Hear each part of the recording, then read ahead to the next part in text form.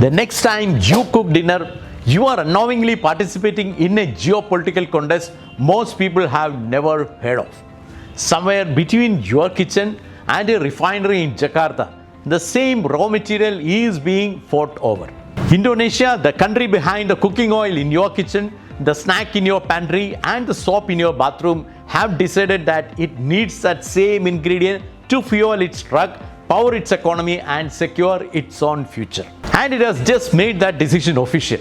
Last week, Jakarta announced state control over all palm oil exports. At the same time, it is pushing ahead with a mandate to blend palm oil into 50% of every liter of diesel in their country, compulsory within 2 years. Indonesia is not just tightening the tap, it is drinking from it.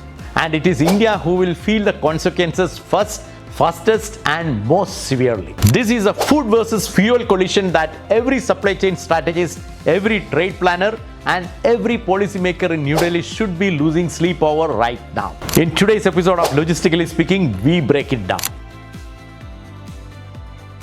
Let's start by looking at the scale of the problem. India consumes over 25 million metric tons of edible oil annually, with imports meeting 60% of domestic demand.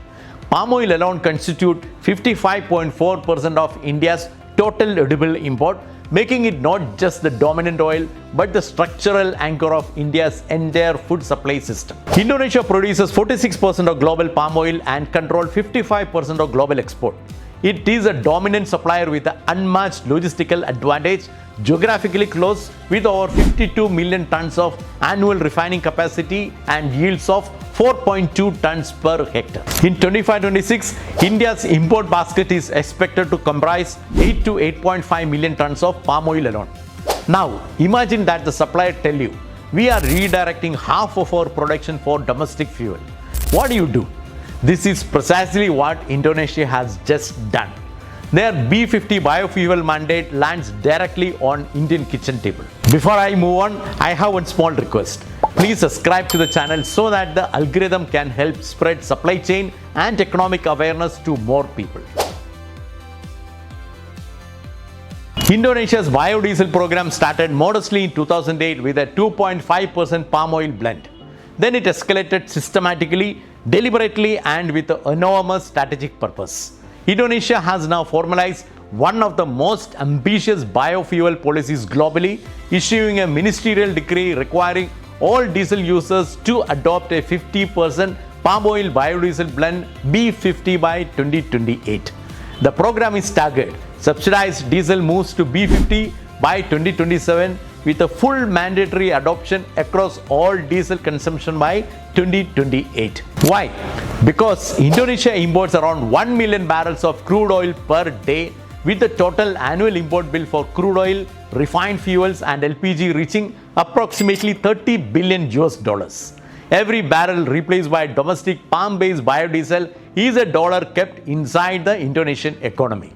The B40 program, which is already in place in 2025, is projected to save Indonesia approximately $9.3 billion in foreign exchange this year alone. Indonesia's B50 program is estimated to require around 17 million tons of palm oil for blending, an increase of 3 million tons from the current B40 mandate, which is equivalent to roughly 35% of Indonesia's palm oil exports. The B50 mandate is designed to absorb roughly half of Indonesia's projected annual output, leaving a fundamentally reduced surplus for the global market. This mass is an alarming one for every Indian food planner. The food oil tap is being partially turned off, and it is being turned off by policy decree, not by crop failure.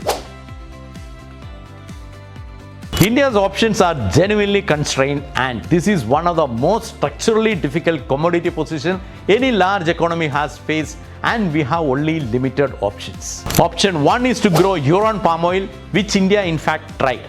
The government of India launched the National Mission on Edible Oil in 2021 with a budget of Rs 11,040 crore, providing subsidies for plantation and an assured pricing mechanism. But the mission is hitting a wall that no amount of subsidy can fully overcome. Southeast Asia receives the rainfall needed for palm oil production that India's irrigated agriculture simply cannot sustain. India's domestic palm oil pilot yield run at 3.1 ton per hectare against Indonesia's 4.2. The geography is against you. Option 2. Switch to alternate oil. India primarily sources sunflower oil from Ukraine and Russia and soybean oil from Brazil and Argentina. But here is a compounding problem. Before 2022, Ukraine controlled 52% of global sunflower oil export, but current oil output remains at 20% below pre-war level despite partial recovery in 2024. Supplies of sunflower oil remains tight and is at high price range right now. India's soybean oil import dropped 36% year-on-year in February 2025 as South American supply tightened. Soybean oil export from the Americas are forecast to fall sharply because more is being used for biofuel at home. Every single alternative is simultaneously under pressure. Global edible oil markets have entered a phase of structural volatility driven by trade realignments, biofuel mandates, and supply rigidity, with small adjustments in duties, mandate, or trade flows now producing disproportionate price swings across the supply chain. In February 2025, imported inflation for key commodities including edible oil spiked to 31%, up sharply from just 1.3% in June 2024. That 31% does not stay in commodity index. It lands in every household kitchen in India. So, what should India and every large commodity importing nation be learning from this crisis of upcoming edible oil supply? Let me talk on 3 strategic points. First, single source dependency is existential risk. Major Indian players like Adani Wilmar and Ruchi Soya are already reconfiguring their sourcing models, logistic network, and formulations. Ingredient substitution is no longer a contingency plan. It is a continuity imperative. Every procurement team in every food company exposed to this market should be running active diversification program now, not when the shortage hits. Second, biofuel policy is the new trade risk variable. The era when a commodity trader could model supply purely on weather, crop yield, and freight rate is over. Today, a single ministerial decree in Jakarta can redirect 3 million tons of global edible oil supply in 12 months. The global palm oil export market is currently undergoing a massive structural shift, moving away from high-volume commodity model towards a bifurcated market where supply is split between biofuel-driven domestic use and compliance-driven international exports. Trade strategists who are not modeling policy risk alongside physical supply risk are working with an incomplete picture. Third, sustainability compliance is becoming market access. The EU deforestation regulation now requires polygon-level plantation mapping, and exporters without digital traceability system risk losing European Union market access entirely. As Western markets tighten their sustainability requirements on palm oil, more Indonesian supply get diverted either to domestic biofuel or to less regulated Indian market, further concentrating India's import dependency and raising the strategic importance of bilateral trade agreements. The food versus fuel competition is no longer a theoretical debate. It is a live supply chain reality reshaping trade flows, driving food inflation, and forcing governments into an impossible choice: energy security or food security. Pick one. If Jakarta executes this biofuel strategy, it will transform from a palm oil superpower to a renewable energy leader. But that ambition has a cost, and right now India is paying for it. For the world's largest vegetable oil importer, this is not a risk monitor. It is a crisis to respond to. Accelerated oil seed development, supply diversification, strategic reserves, and bilateral food for energy framework with Indonesia and Malaysia, these are not long-term policy options. They are immediate necessities. And there is a harder truth underneath all this.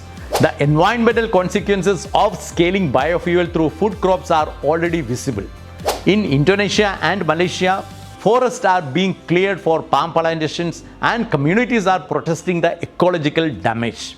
In India, the ethanol push is driving sugarcane expansion in water-stressed regions, quietly setting up a future drought crisis in exchange for today's fuel savings. Every liter of biofuel blended today is a short-term financial decision with a long-term environmental price tag. Most governments know this. They are making the trade anyway because rising fuel costs are a problem they face today and the environmental damage is a problem they can explain later. The lesson from every supply chain disruption is the same. Concentration is not convenience. It is a vulnerability waiting for a trigger, and Indonesia has just pulled one. Thank you for watching till the end and hope this was educative and informative for you. Look forward for your comments. See you next week.